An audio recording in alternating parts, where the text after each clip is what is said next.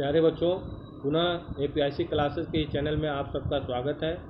और आज हम बात करने वाले हैं जो अणुसंख्यक गुणधर्म के तहत हम अध्ययन कर रहे थे, उसमें तीसरा जो गुणधर्म है वह हिमांक का अवनमन। इस पर हम चर्चा करेंगे और इससे संबंधित कुछ प्रॉब्लम्स को देखेंगे, उदाहरण को देखेंगे। तो हिमांक का अवनमन ये क्या है, इससे पहले हमको ये जानना है कि हिमांक क्या होता है। तो हिमांक का मतलब है कि जिस ताप पर कोई द्रव ठोस अवस्था में होता है या कोई द्रव ठोस अवस्था में बदल जाता है, वह ताप हिमांक का अवनमन कहलाता है। इसको हम दूसरे तरीके से भी कह सकते हैं कि किसी द्रव का हिमांक वह ताप है जिस पर द्रव का वाष्प दाब उसकी ठोस अवस्था के वाष्प दाब के बराबर हो जाता है। यानी द्रव का वाष्प दाब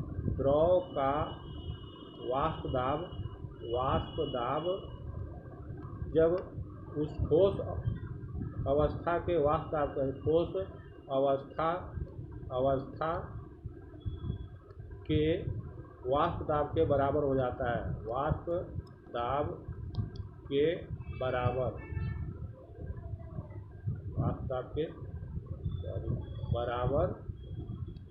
हो जाता है, वह ताप हिमांक कहलाता है।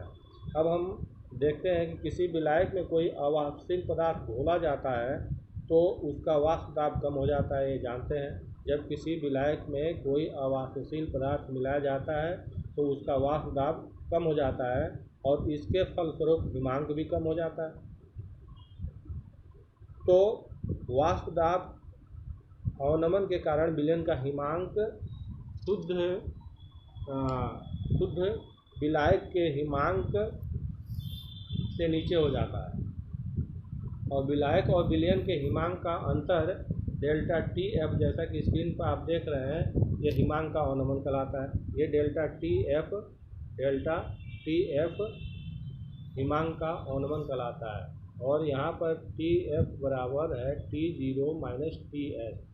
T0 है कि मूल या शुद्ध अवस्था में विलायक का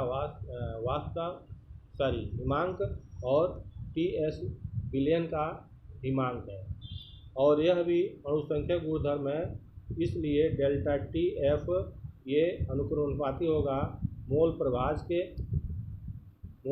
के अनुक्रमानुपाती हो गया।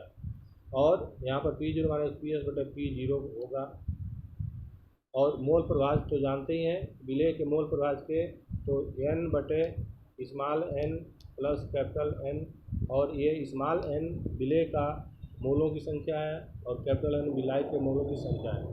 और दोनों डेल्टा टी एफ यानी हिमांक का अवनमन और मोललता में भी ये संबंध होता है, जैसा कि क्वथनांक के उन्नयन में हम लोग देखा था कि हिमांक का अवनमन मोललता के अनुक्रमानुपाती होता है। और मोललता की परिभाषा पुनः आप ध्यान देंगे कि क्या होता है, उसको कई बार बताया जा चुका है। यहाँ पर पुनः अगर हम बात करते हैं तो ये इसको हम गणितीय रूप में इसको ऐसे लिख सकते हैं, delta T F equal to K F into M, और के एफ है मोलल अवनमन स्थिरांक, हिमांक का मोलल अवनमन स्थिरांक। इसका मतलब है कि 1 किलोग्राम विलायक में किसी विलय का 1 मोल जब घोला जाता है तो हिमांक में जो अवनमन होता है उसको मोलल अवनमन स्थिरांक कहते हैं। और इसकी सहायता से जो सूत्र हमको मिलेगा कि मोललता बराबर 1000 इंटू के एफ क्या है, यहाँ पर मोलल अवनमन स्थिरांक। और ये क्या है, अभी हमने बताया, यह है कि 1 किलोग्राम विलायक में जब विलय का 1 मोल मिलाया जाता है 1 kg सॉल्यूशन में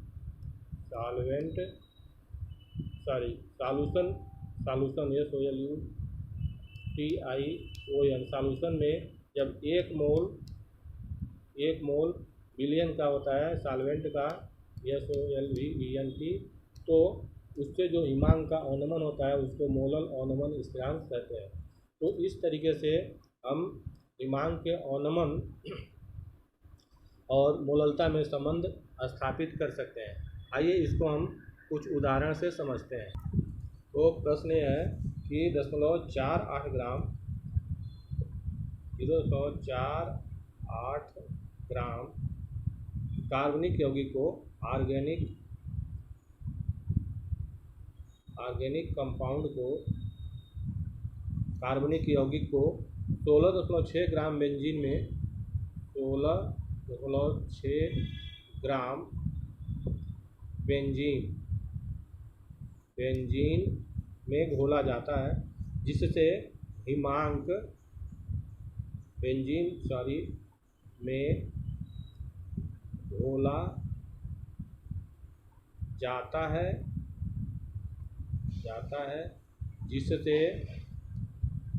जिससे हिमांक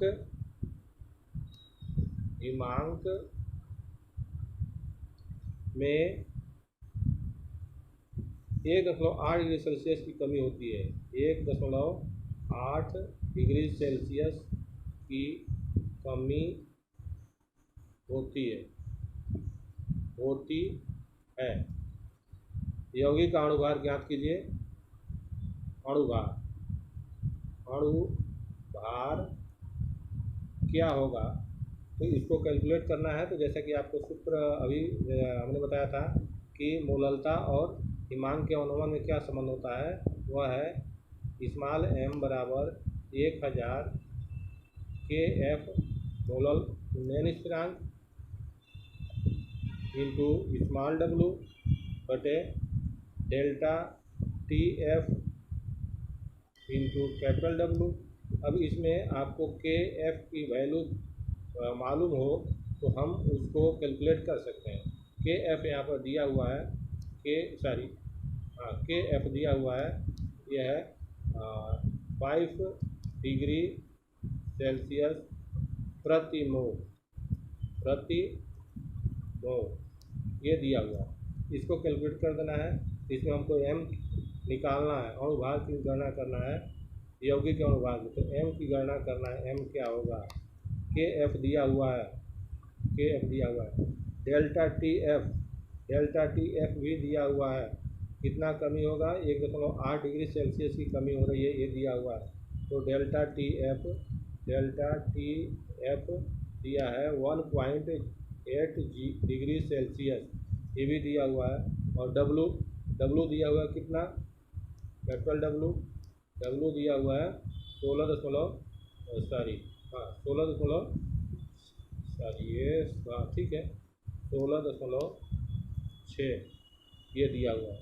और क्या चाहिए, KF दिया हुआ है, सब मिला हुआ है, ये गणना कर देना है। स्मॉल W भी दिया हुआ है, स्मॉल W कितना दिया है 0.48 ग्राम। इसी को इसमें कैलकुलेट करके रख देना है और कैलकुलेट कर देना है वैल्यू को, मान में सारे के सारे वैल्यू इसमें रख देना है। तो क्या हो जाएगा,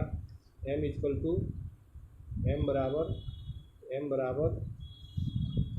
1000 into 5 degree Celsius 5 into W small है 0.48 बटे डेल्टा TF दिया हुआ है 1.8 और क्या दिया है, W निकालना है। W भी दिया हुआ, W का मान दिया है 16.6। इसी को कैलकुलेट कर देंगे तो जो आंसर आएगा वो आपका उत्तर होगा, ये आंसर आ जाएगा जो भी होगा।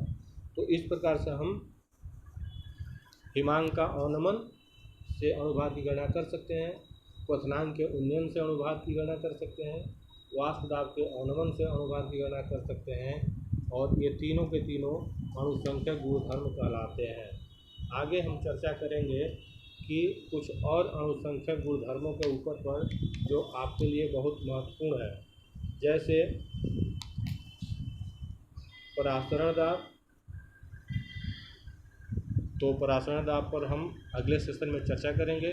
तब तक के लिए बहुत बहुत धन्यवाद। पुनः इस संदेश के साथ कि चैनल को अधिक से अधिक शेयर करिए, और कोई समस्या हो तो कमेंट अवश्य लिखिए। बहुत बहुत धन्यवाद।